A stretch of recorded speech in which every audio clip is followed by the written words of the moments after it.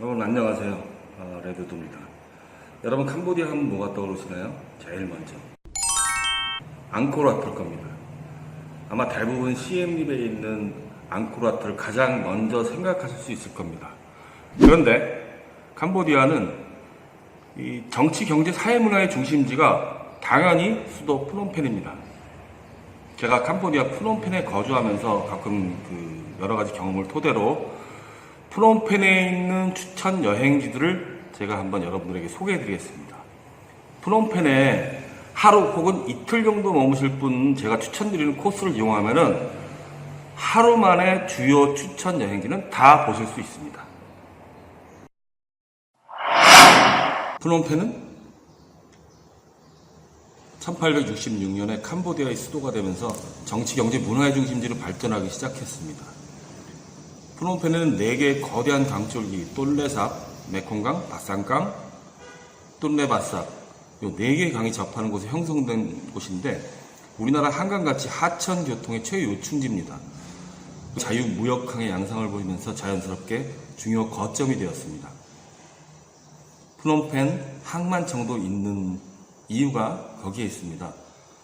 폴폿이 이끌었던 크메르 루즈 정권에 의해서 많은 지식인들이 대량 학살을 당하는 등 비극을 겪으면서 6.25 전쟁 때 우리나라에 원조를 보낼 수 있을 만큼의 능력이 있던 국가에서 퇴보를 거듭하면서 현재는 빈민국이 되었습니다. 하지만 근래에 들어서 적극적인 외국인 투자로 인해서 몇 년 사이에 급성장을 하고 있으면서 프놈펜 시내에 고층 빌딩, 아파트, 대형 쇼핑센터가 계속 들어서고 있습니다. 캄보디아에 처음 오신 분들은 시엠립을 먼저 보고 프놈펜에 오신다면 분위기가 사뭇 다름을 느끼실 수 있을 겁니다.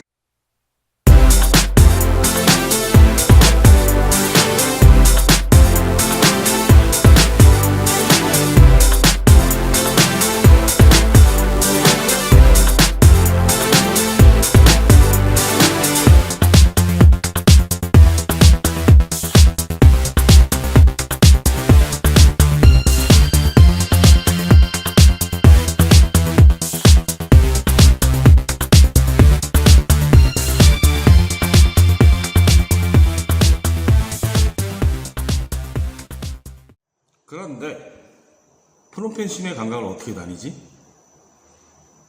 교통수단. 불과 2년 전만 해도요, 거리에서 툭툭이를 잡고 이동을 했어야 했는데 이게 사실 무척이나 힘든 일이었습니다. 어디를 가고 싶은지 설명하는 문제는 둘째치고 교통비 흥정이 외국인 가격 후려치기, 이거 완전 엿장수 마음대로였기 때문입니다. 하지만 요즘 어플리케이션, 핸드폰 앱, 패스 앱이나 그랩 등의 교통 어플리케이션을 통해서 툭툭이를 현재 위치를 쉽게 부를 수 있고, 그랩의 경우는 목적지를 미리 정해놓기 때문에 출발 전에 정확한 교통비를 알 수가 있습니다. 따라서 캄보디아에 자유여행을 오고 싶은 분들은 가고 싶은 여행지의 주소지를 구글 통해서 검색한 다음에 패스 앱이나 그랩 어플리케이션을 통해서 이동하면 별 어려움 없이 여행을 즐길 수 있습니다. 그렇다면 프놈펜 추천 여행지는? 첫 번째, 왕궁입니다. 1866년에 지어졌습니다. 캄보디아 전통 건축 양식이 아주 잘 나타나 있습니다. 툭툭이를 타고 왕궁을 가셔야 한다면 쏨떠웨양 너뚜네, 강가에 있는 왕궁에 가주십시오 라고 말만 하시면 됩니다. 왕궁 입구에 가면 입장료 지불하고 입장하시면 됩니다. 왕궁에 입장하시기 전에 꼭 확인해야 할 2가지가 있는데요. 첫째, 복장입니다. 민소매 짧은 반바지, 쪼리 같은 신발은 입장을 원칙적으로 금지합니다. 입장권 파는 곳에서 스카프, 반팔, 치마 등 이런 것들 판매하니까 준비 안 해가시는 분들은 하나 구매하시면 됩니다. 한 4불, 5불에서 한 9불, 10불 정도 합니다. 그 다음에 입장 시간. 개방 시간이 정해져 있기 때문에 시간 확인 꼭 하셔야 합니다. 저도 예전에 아무 생각 없이 갔다가 문 닫아서 한 2번 빠꾸 맞은 적이 있어요. 근데 왕궁 안에가 그늘이 한 점이 없습니다. 제가 한 2시쯤 방문했던 걸로 기억을 하는데 솔직히 더 죽는 줄 알았습니다.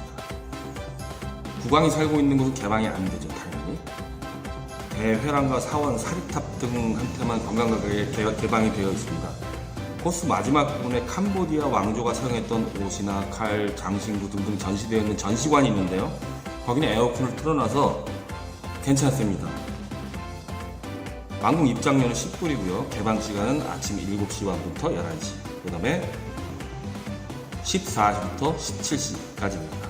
매일 엽니다. 나머지는 저희 설명에 있는 구글 지도 링크 한번 참조해 주시고요. 두 번째, 국립박물관입니다. 국립박물관이죠. 당연히 어느 나라를 방문하던 외국을 방문하면 박물관을 한 번쯤 방문해야 됩니다.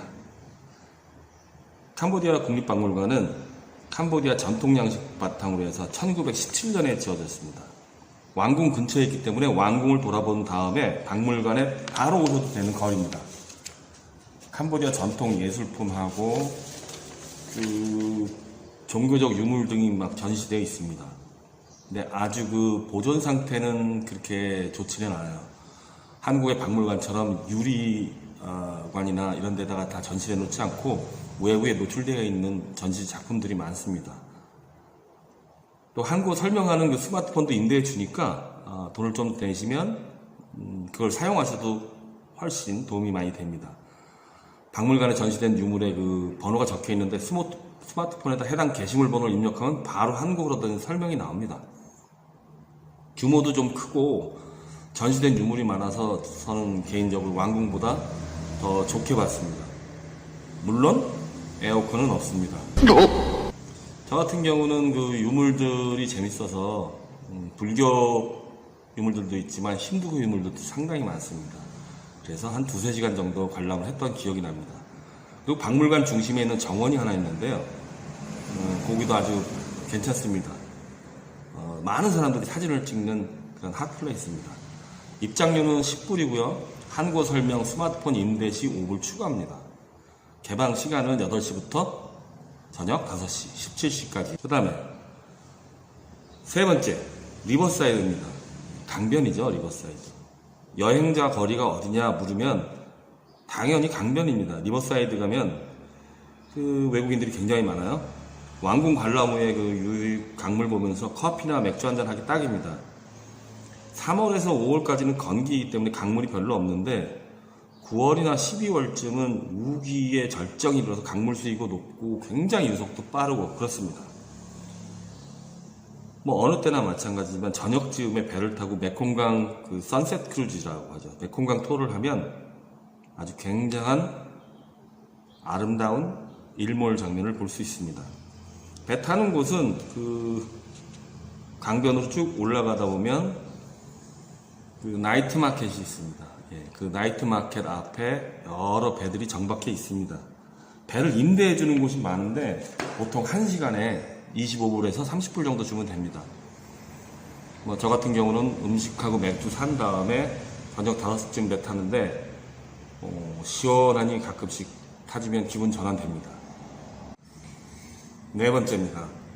뚜월슬랭 박물관인데요. SR21이라고도 합니다. 뚜월슬랭 박물관은 예전 크메르루즈 얼마나 아픈 역사인지 알 수 있는 곳인데요. 영화 킬링필드 본 후에 이 박물관을 가시면 좀 가슴이 아프실 겁니다. 굉장히 숙연하죠. 숙연해질 수밖에 없습니다. 박물관 외관은 원래 여기가 학교 자리였기 때문에 평범한 고등학교였습니다. 그 건물을 개조해서 수용소, 또 잔인하게 공원도 하고 그랬던 장소입니다. 외관이 좀 초라하게 보일 수도 있는데 원래 학교를 수용소로 개조했기 때문에 조용해 보입니다. 크메르 루즈에 반발하는 정적이나 전 정권의 관리, 지식인들을 수용하고 고문했습니다. 그 왼쪽의 사진이 수감했던 방이고 오른쪽 사진이 실제 고문에 사용된 기구들입니다. 옛날 우리나라도 유관순 열사가 생각나죠. 우리나라 독립 열사분들이 일제정권 때 많은 잔악한 고문들 받았죠. 사람이 얼마나 추악해질 수 있는지, 이념이 얼마나 인간을 추악하게 만드는지 알 수 있는 부분이 꽤 많습니다. 사실 거기서 사진을 찍고 구경을 하지만 그 자리에서 많은 사람들이 고문을 당하고 죽어나간 걸 생각하면 상당히 가슴이 아픕니다. 많은 외국인들도 거기 와서는 조용히 숙연하게 벤치에 앉아서 생각에 잠기는 사람들이 꽤 많은 걸 볼 수 있을 겁니다. 당시에 수감자들이 도망가지 못하게 해서 막 철조망에는 전기를 흘려보내고 실제로 상황을 재현해 놓은 장소도 있습니다. 고문 당한 사람들 사진들도 많이 전시해 놨고요. 죽음을 무덤덤하게 받아들이는 표정의 사람도 있고 해맑게 웃는 사람도 있고 여러 가지 있습니다. 그 다음 5번째 와프놈입니다. 와프놈은 프놈펜에서 가장 오래된 사원이죠. 1373년경에 지어졌다고 합니다. 전설에 의하면 메콩 강물이 범람에서 떠내려온 불상을 뺀 할머니가, 뺀이란 여인이죠, 발견하게 되고 그 불상을 언덕으로 올려놓고 사원을 짓게 됩니다. 오늘날 그것이 와프놈이 된 겁니다. 왓은 우리나라 말로 사원이란 뜻입니다. 절이죠. 푸놈은 산이란 뜻입니다. 언덕 혹은 산인데, 즉 왓푸놈 그러면 언덕 위에 만든 산이다. 산이 아니라 절이죠. 막 헷갈리네. 네, 언덕 위에 사원이라고 할 수 있습니다. 리버사이드에서 툭툭이를 타고 한 3, 4분 정도면 갈 수 있을 정도로 가까운 곳에 있는데요. 툭툭이를 타고 가신다면 겸정 떠 왓푸놈. 똑같죠? 똑같습니다. 입장료는 원래 무료인데 외국인들한테 받습니다. 현지인들한테는 안 받고요. 요즘 얼마 받는지 모르겠네요. 개방 시간은 7시에서 저녁 7시까지입니다. 가끔 아주 늦은 야간에도 개장을 하는데 그건 특별한 날이 경우고요. 어쨌든 구글 지도도 링크해 드리겠습니다. 정리해 보겠습니다. 프놈펜 하루 여행 추천 코스. 오전에는 뚜얼슬랭 박물관 관람 후에 와프놈을 가는 겁니다. 그 다음에 점심을 먹고요. 오후에 왕궁을 구경하고 나서 국립박물관으로 가는 겁니다. 그리고 저녁 때 리버사이드에 가서 선셋 크루즈 배를 타고 저녁 식사를 하든 맥주 한잔을 하든 하고 쫙 하루를 끝내는 겁니다. 그리고는 돌아오면 리버사이드 그 여행자 거리 있죠? 네, 136 거리는 지금 리버사이드에 보면 외국인들이 굉장히 많이 앉아 있습니다. 여행자 거리인데요. 거기에서 맥주 한잔 하시고 루프탑 바나 이런 데 가서 메콩 강변을 쫙 바라보면서 하루를 마치는 것도 괜찮은 방법입니다. 프놈펜에 오시면 보통 그 킬링필드를 방문하시는 분들이 꽤 있고 많은 외국인들이 갑니다. 근데 거기는 조금 정화액이라고 거리가 조금 멀어요. 그래서 시간적인 좀 여유가 있어야 되니까 그거는 선택적으로 가던가 아니면 제외하시면 됩니다. 지금까지 프놈펜 하루의 추천 여행지 몇 군데를 알려드렸습니다. 여러분들 프놈펜에는 볼만한 곳이 없다? 그렇지 않습니다. 여러가지 잘 짜시면 알차게 하루를 여기저기 둘러보면서 볼만한 곳도 꽤 있습니다. 그 외에도 프놈펜 근교에도 유적지나 여러가지 있지만 아직 소개가 많이 안 되어 있습니다. 제 옛날 영상들을 보시면 프놈펜 근교에 가볼 만한 곳들 여러 곳들 소개해놨으니까 그 영상도 참조해 주시기 바랍니다. 구독과 좋아요 감사합니다.